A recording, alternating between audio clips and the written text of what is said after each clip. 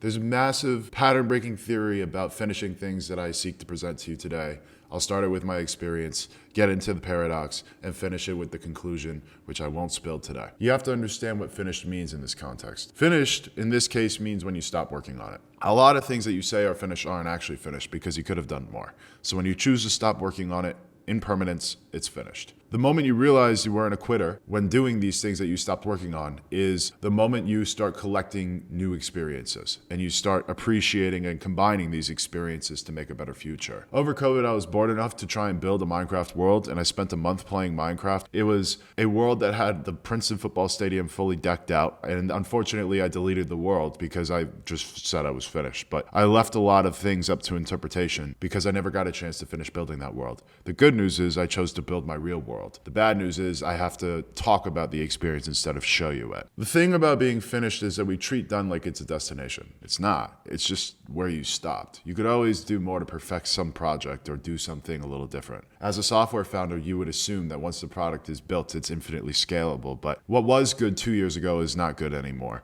Companies are out innovating themselves every year, and the definition of finished is left up to interpretation. If you get your baseline right, then you're able to build on top of it. If you build on top of it correctly, then you're able to stay in the norm. But you're not going to be in a finished place at all because the evolution is required. I used to think that unfinished meant that it was broken too. Now I just think it means that you're alive because you get to funnel those experiences into new things to build and new things to play with. When you paint something, you can immediately say it's finished as soon as you throw any sort of color on a canvas, but there's more to painting to make something complete. Sure, you could say that the Mona Lisa was incomplete and add more details to make it seem polished, but would it still be the same piece of work today if it was over-engineered to be, quote, finished?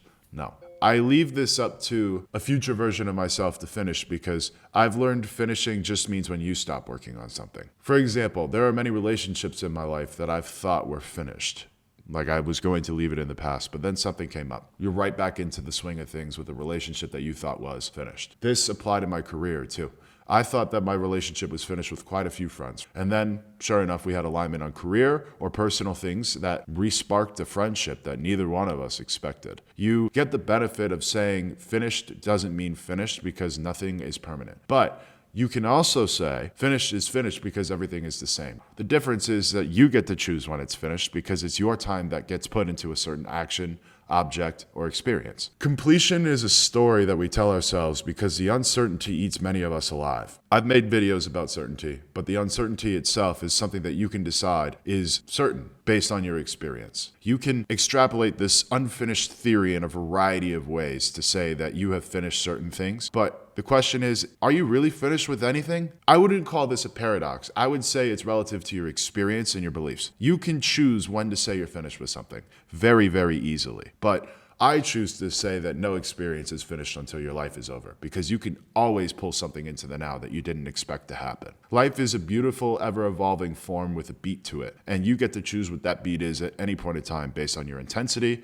activity, and effort. Now here's the final question for you. What if the thing you abandoned in the past was the thing that built you to be who you are today? Would you be able to funnel that experience into something that is happening now? If the answer is yes, then you have successfully finished what was to become what is. And that is a beautiful place to be in life. Thank you so much for watching. Make sure you like and subscribe. Comment if this theory was any sort of baffling to you. And I look forward to seeing you in the next video. And to future me, enjoy critiquing this unfinished theory about finished things. See you in the next video. Cheers.